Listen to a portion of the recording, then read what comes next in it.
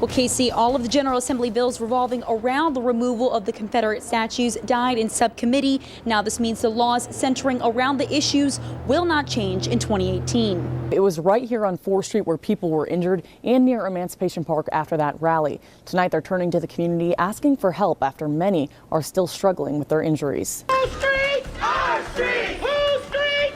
Hey guys, good evening. I'm a little off camera here just to be able to tell you what's going on. This is a group of our community defenders who were there on August 12, 2017. In June of last year, councilors voted to rename Lee Park, as everyone knows it now, to Emancipation Park, despite that name never actually showing up on a list of recommended names. Now councilors and the public are set to rename or possibly rename this park again tomorrow night. The name Emancipation Park leaves a bad taste in some people's mouth. I cringe every time you still say it. Even like today, if you say it on the news, it just go all through me. In October, local activist Mary Carey started a petition to rename the park. All of this came out to a document name. And then it's a Black history type document name. That's something that people of color and African Americans hold dear. A few name suggestions in the petition are Festival Park, Market Street Park, and Central Park. There were a mix of emotions outside the courthouse today, but a majority was unhappy with the judge's decision to take down the shrouds from the Robert E. Lee and Stonewall Jackson statue, and with that erupted a very heated debate. Outside the Charlottesville Circuit Courthouse, crowds clashed over whether or not Confederate statues should be covered or not. They can talk about our heritage, but the heritage is about hate. Now people are rallying outside the Charlottesville General District Courthouse ahead of a trial set for tomorrow morning. The case stems from the violence of August 12th. NBC29's Taylor Gleason is live with a look at tonight's vigil that is now underway. Hi, Taylor. Well, guys, we're responding to a bit of an interesting situation right now. If you look over to my left, we have the Charlottesville Fire Department that's responding to a scene here on East Market Street. The Charlottesville Police Department says they received a suspicious package a few moments ago and are just doing this as precaution. But if you take a look past these cars over to my right, you can see that protesters from Surge and Black Lives Matter are remaining in place. They say the charge against DeAndre Harris needs to be dropped and that he's a victim of what happened last summer. Now, organizers say tonight's vigil is aimed at encouraging people to attend Harris's trial on Friday. They are calling on Commonwealth's attorney Joe Platini to drop all charges against Harris. They say he was defending himself from white supremacists on August 12th during the incident in the garage. DeAndre was abused, physically brutalized, less than 500 yards from where we stand. Tomorrow we will see if the courts will continue that brutalization or not. And we should all be paying attention because this affects all of us. So that's what this lawsuit was brought for. The Pennsylvania Lightfoot, New York Lightfoot, and 3% People's Militia of Maryland all entered consent decrees Wednesday in Charlottesville Circuit Court, agreeing they will not come back to the city as part of a group of 2 or more while armed with any potential weapons at any demonstration or protest. 11 of the 25 plaintiffs in the lawsuit have now settled in this manner. It wasn't brought to seek money damages. It wasn't brought for injuries that occurred last year. It was brought to look forward as a way to sort of like prevent a repeat of what happened last August. People say Charlottesville's struggle with race didn't just begin after the Unite the Right rallies. I think there have been things under the surface for years. Tony Barskill says, being from the North, at first she didn't understand why people were so upset with the Robert E. Lee statue until she saw how much meaning and how much people had that statue or that way of life invested in who they are. Who they are is one topic the Dialogue on Race series at the Jefferson School is talking about. Back in December, people got to vote on their personal priorities within 5 different categories.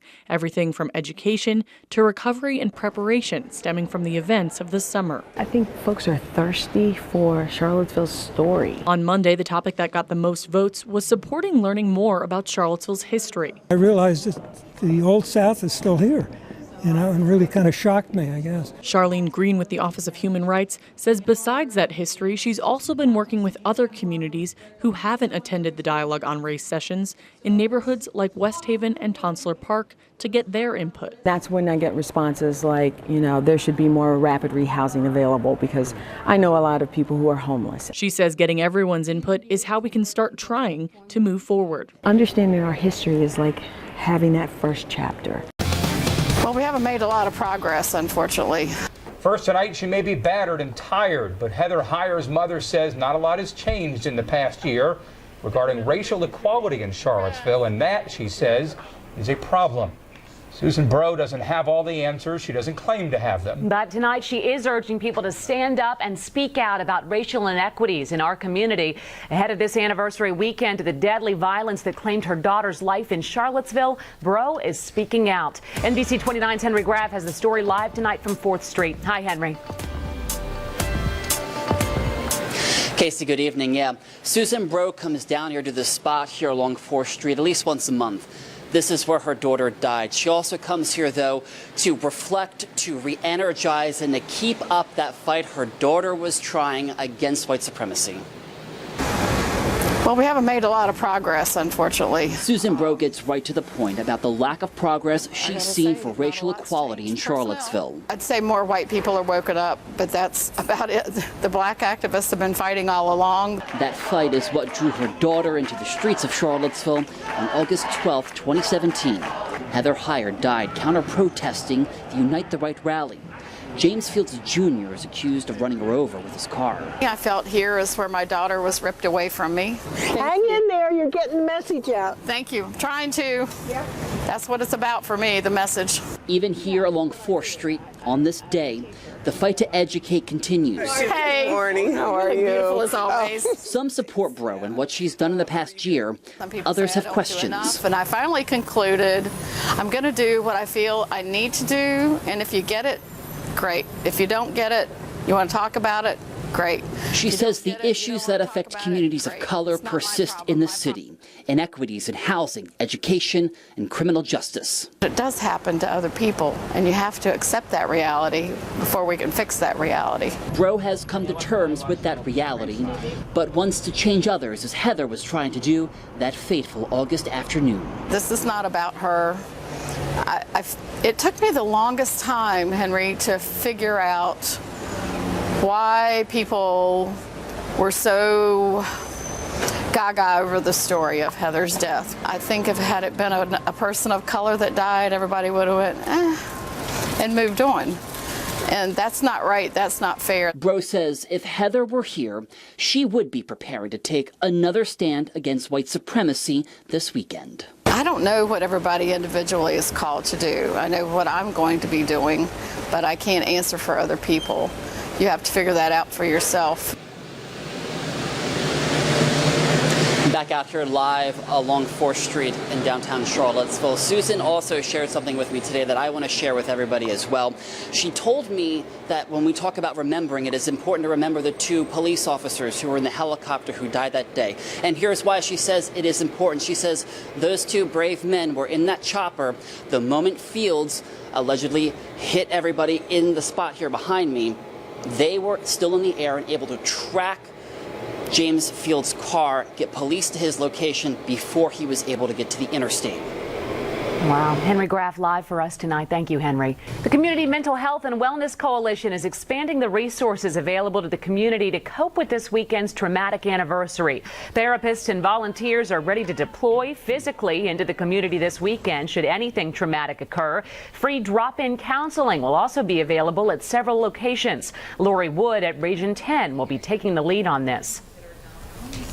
Care and response is coordinated. So if there's a need in one area of town, other folks can be deployed to that area by having a coordinated system of response. Charlottesville Mayor Nikia Walker spoke with NBC29 today about her plans and hopes for this weekend, but she also talked about how a larger conversation is needed to right the historical racial wrongs in the city. So that's the real work. You know, a few days of, people marching and rallying in our streets is not why they ended up here.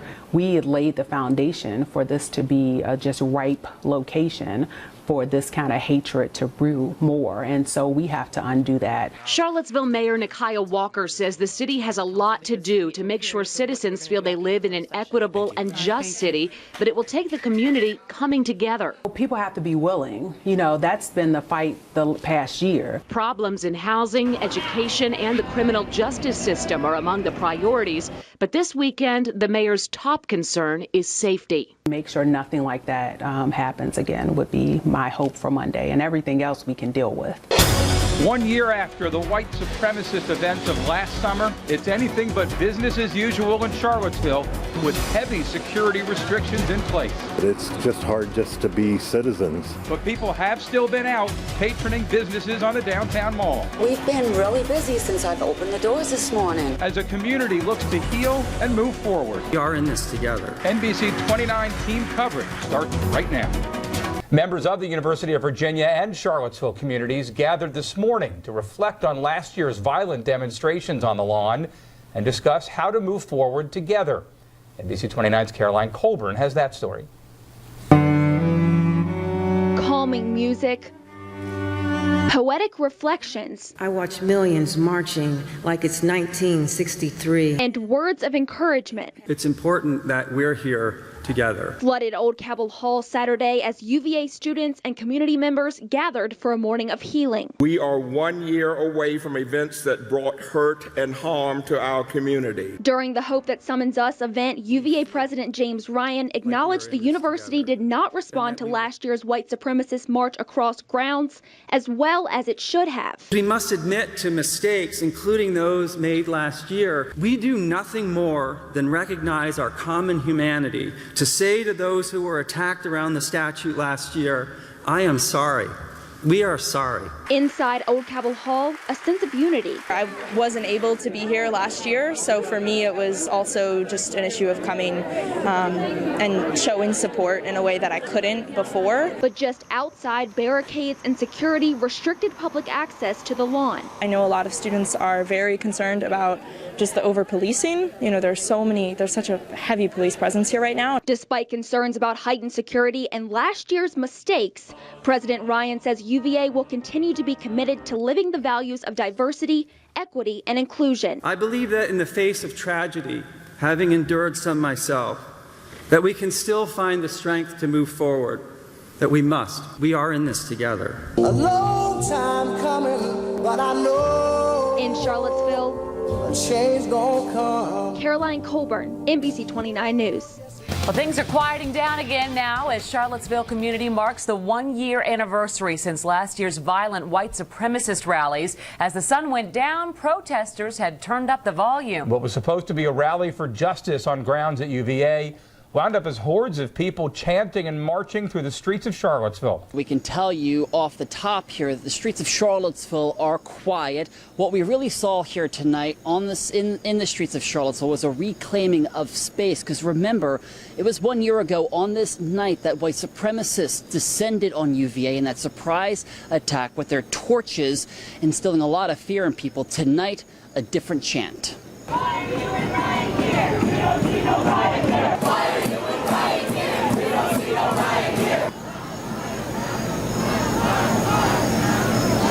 UVA Students United, Black Lives Matter, Anti-Fascist, and community members joined forces for this protest. Chants included "No justice, no peace," "Take the statues down," and anti-police messages saying, quote, last year they came with torches, this year they came with badges. Now this group started near the Rotunda and then took off through neighborhoods along Rugby Road, Preston Avenue, 10th Street, and West Main Street. They marched on the downtown mall, moved toward Market Street Park, but then turned away.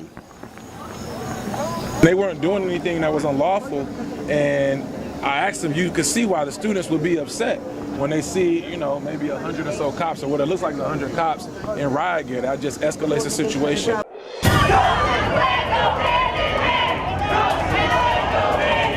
Police make 4 arrests as confrontations between various demonstrators and police mark 1 year since last year's violent white supremacist events. People flooded 4th Street in Charlottesville. That you'll bring us a peace, that you'll bring a calm to this entire community. Prayers and kind words celebrate the memory of Heather Heyer, a woman who died last year fighting for racial justice. Just to let her know that her life was not in vain. This as people vow to continue the fight for justice and equality. NBC29 team coverage starts right now. Happening right now in Charlottesville, members of the interfaith community are gathering on the downtown mall at the Sprint Pavilion. Yeah, the group is participating in a Better Together rally on this, the anniversary of the Unite the Right rally that turned violent. People are coming to the pavilion to pray together for change and healing, both for this community and for the nation. This is a live look with that rally just about to get underway. Coming up tonight on your news at 11, we'll have a closer look at the worship service and hear from community leaders.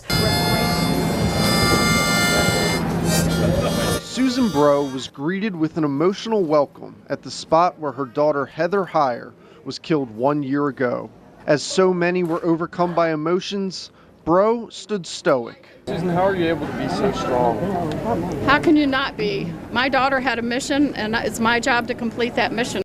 Who keeps us safe? We keep us safe! People in Charlottesville are speaking loud and clear. The over-policing of this weekend failed to rectify the damage of last year's police stand-down. Many saying the amount of police on August 11th and 12th was too much this year. They came in here with a really antagonistic attitude towards the protesters. They saw them as the enemy. They called an emergency without a factual basis for an emergency. On Tuesday, dozens spoke to city councilors at the Jefferson School African American Heritage Center to weigh in on how the weekend went. While I appreciate the over-policing for white Nazis, we need to decrease the over-policing in black neighborhoods. On August 12th, protesters marched from Washington Park to 4th Street, where Heather Heyer's memorial is. They were met by police blocking the secure perimeter. We weren't allowed to mourn.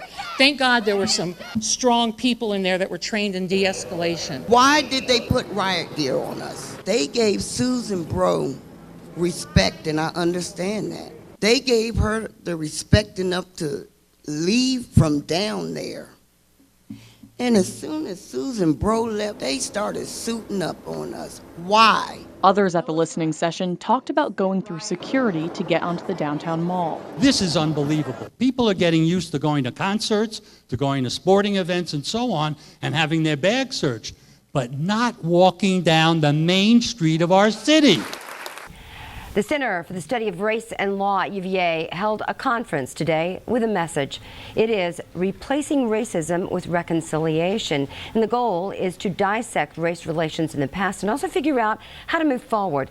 NBC29's Megan Moriarty joining us in our newsroom with that story. Hi, Megan. Hi, Sharon. Professors took a look at the new wave of racism in America, specifically looking at the Unite the Right rally of 2017 and how that sets a tone for our country. Now, at an all-day conference at UVA's law school, it brought in students and faculty. They discussed race, immigration, women's rights, and other hot topics. Keynote speaker was Theodore Shaw, a law professor at the University of North Carolina. He touched on the issue of preserving history, referencing the controversial statues in Charlottesville. I asked UVA professor Dana Matthew about the events centered around those statues and the torchlit rally on grounds. One of the things that we're excited about is that the university is under a new vision and leadership that is very outwardly focused at improving community and university relations. There is much work to do. The history that has called this university a plantation must be refuted by concerted, intentional, and constant action, and that's what we're seeing happen and hope to participate in this conference and beyond. A memorial is set to be built on grounds at UVA to remember enslaved African American laborers who built the university. Today, the artist and engineer behind the project, Eto Atutikbe, spoke to students at Charlottesville High School about that project and the history behind it. It is still in the planning stages, but it's expected to be finished sometime in 2019. He says 5,000 enslaved people created grounds, but to this day, we only know the names of 1,000. by understanding the details, such as the fact that there are 5,000 people who were enslaved, but limited awareness of their actual names and their own personhood. That really important detail, especially if you situate it, for example, in this classroom here of perhaps 100 students. What if we only knew 3 of their names? How does that sit with you? How does that make you feel? Those are some of the questions the artist asks students to challenge them. Tomorrow he will visit grounds to review some historical documents for that memorial. Several people arrested on the 1-year anniversary of the Unite the Right rally appeared in front of the judge this morning. Jesse Beard will have to pay a fine for obstructing free passage when he blocked officers from providing safe passage for a group of demonstrators. Chloe Lubin will also pay fines for misdemeanor assault and disorderly conduct after a trooper saw her spit in the face of a demonstrator. Veronica Fitzhugh was also found guilty of disorderly conduct for getting into a fight with a man who told NBC29 he was peacefully protesting near the Lee statue downtown. History is not learned by looking at a statue. You learn it from history books, you learn it from museums. Matthew Christensen says Confederate statues have no place in public spaces. They need to be somewhere where you have to make a conscious choice to be faced with them. After living in Albemarle County for 11 years, he started a petition to remove the Confederate statue just outside the county's courthouse. This is one of the worst, could be seen as one of the worst statues of the 3 because it's right here in front of the courthouse. Known as At Ready, it was stationed there in 1909 to honor the everyday Confederate soldier. That's more than a decade before the nearby statues of Robert E. Lee and Stonewall Jackson went up. Seeing that all 3 of these statues were placed in Jim Crow South, they were placed there as a signal to people of color that they're not welcome. I know there's differences in perspective about all of these things, but that is how we learn. And that is how we have something to have discussion about. So I'm not sure that erasing it is the right way. Now Albemarle Supervisor Ann Malik says the petition has yet to reach the Board of Supervisors, but any removal requires state legislative approval. She says she believes the county needs to tell a more complete history. Growing up here, our teacher in high school talked about the statue as a representation of the way families were torn apart in Virginia. It's overshadowing this place that is supposed to be a place of equal justice and neutrality. And there's nothing neutral or equal justice about a Confederate statue that's honoring people who fought for slavery. Now, right now, Christensen has about 300 signatures on that change.org petition. His goal is to get about 500. Supervisors anticipate that this issue may come up in the coming weeks on their agenda. 5 of those charges James Fields Jr. is facing have now been upgraded to aggravated malicious wounding charges. Now, those charges carry the potential of life sentences, now adding 5 onto the 1 life sentence he is already potentially facing here at the end of the day. Guilty of first-degree murder. That is the verdict for the man who rammed his car into people on Charlottesville's downtown mall. Yeah, after 8 hours of deliberation, jurors handed down their verdict to James Fields Jr. for the attack he made following the Unite the Right rally in 2017, killing Heather Heyer and wounding dozens of other people. Now, following that announcement, members of the community and survivors took to the streets in solidarity. I woke up this morning with my mind set on justice. A community reclaiming its streets. Black lives are under attack. What do we do? Stand up, fight back. Members of the Charlottesville community marched downtown Friday night after news of multiple guilty verdicts for James Fields Jr. It's a relief. You can actually breathe now from it. Marcus Martin was one of the victims outside Charlottesville Circuit Court following the verdict. Long, 9 tense days, like those 9 days when this whole court case was going on, you just couldn't breathe. Friday, Fields was convicted of first-degree murder in the death of Heather Heyer and found guilty of several other charges related to the violent car attack on August 12, 2017. Just having to go through what he did to us, out of hatred, violence, with the intent to hurt us, kill us, and just to make sure that he can never do that to nobody else again.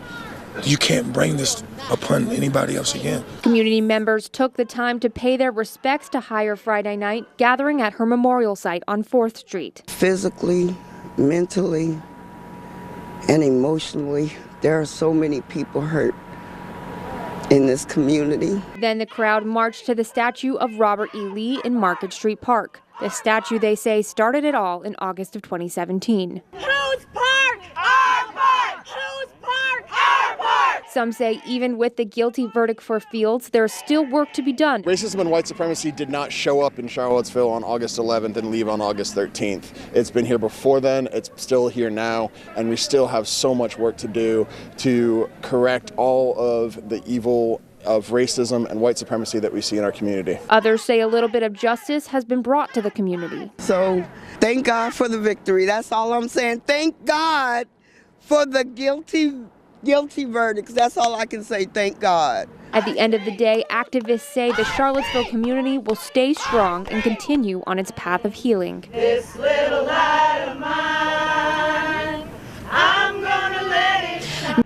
One of the most horrifying and embarrassing days of my life. Athletes, both past and present, went back in time to recall how they felt on August 12, 2017. I was pretty upset, but as more details kind of emerged and you learn about what the Unite the Right rally was about. While some believed the rally was about history, many saw it as a symbol of hate and destruction. Don't try to twist this to rationalize, well, we need this as a reminder that evil exists. A heated conversation about the statues, the president, and the politics surrounding sports erupted during a serious but calm race panel on UVA grounds on Friday night. Former UVA athletes Chris Long and Akil Mitchell spoke up about using their platform as a player to enforce change, while new athletic director Carla Williams talked about how race disappears on the sports field. A lot of our teams are the best examples of people from different backgrounds, different races, religions, socioeconomic status, just coming together, putting all of that aside to compete for championships. Moderator and Professor Claudrina Harold asked tough questions about the pushback these influencers sometimes receive because of their beliefs. One of my biggest pet peeves is the shut up and dribble or shut up and play football, stick to sports. I've always heard that. Long adds that as someone in the public eye, he's a role model and he wants to use his platform for positive change. Other panelists say they agree and will continue to fight for an equal playing field for all. Our top story this Saturday night, a Gordonsville couple that survived a deadly car attack back in August that injured dozens and killed Heather Heyer got their happy ending today. Like a princess. You are. Surrounded by friends and family, Marissa Blair is putting the final touches on her wedding day look. It's indescribable. I'm happy, I'm excited, I'm nervous. A day she didn't think would come. She deserved it. Because of what happened here on August 12th, Marissa and her fiancé Marcus Martin were victims of a car attack while counter-protesting the Unite the Right rally. Marcus pushed Marissa out of the way, saving her life and breaking his leg. He always said he'd do any and everything to protect me, and he proved it. Just had a reaction, not even a thought. I mean, I can't even explain it, just a reaction. Close friend Heather Heyer was killed in the attack, so they put wedding planning on the back burner. Wedding planner and owner of Bella Giornata Events heard the couple's story and jumped in to help. I can't help them fight the KKK. I can't help racism. I can't fix these things for them. What I can do is make their dreams come true with the help of my friends today. She and more than 30 other vendors offered their services to give Marcus and Marissa the wedding of their dreams. Even if me and Marcus had got married and August 12th didn't happen, it would never be anything like this. Like, this is more than I could have ever dreamed of. We're really, really grateful. The couple insisted one special person be part of the ceremony. Without Heather, this wouldn't be possible, and if Heather was still here, Heather would definitely be here on the front row. It is time to release your butterflies. The bridal party wore purple, and Susan Bro, Heyer's mother, led the crowd in a butterfly release in remembrance of Heather. She's watching over those that she loves, and that includes Marcus and Marissa. I promise to love you unconditionally. I promise to love you unconditionally. To believe in you. To believe in you. The couple walked down the aisle for the first time as husband and wife. He's my husband. My husband. They say their wedding serves as a message for the rest of the world. It proves hate won't win. And it proves that there are more good people in the world than there are bad, and that love will win. Blair's reception dress was donated by Annalise Bridal in Richmond. The bridal boutique will be selling that dress at their floor sale and then donating all the proceeds to the Heather Heyer Foundation.